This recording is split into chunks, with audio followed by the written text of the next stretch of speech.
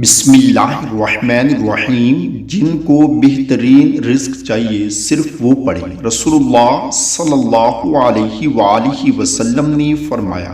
حضرت ابو ہریرہ رضی اللہ تعالی عنہ فرماتے ہیں کہ آپ صلی اللہ علیہ وآلہ وسلم نے فرمایا، جو شخص صبح میں یہ دعا پڑھ لے تو اس دن بہترین رزق سے نوازا جائے گا اور برائیوں سے محفوظ رہے گا، اور جو شام کو پڑھ لے تو اس رات بہترین رزق سے نوازا جائے گا اور برائیوں سے محفوظ رہے گا۔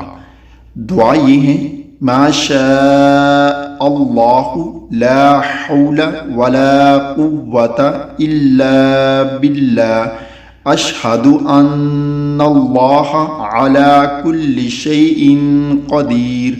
اللہ تعالیٰ سے دعا ہے کہ اللہ تعالیٰ تمام مسلمانوں کے رزق کی فراوانی نصیب فرمائے۔ آمین۔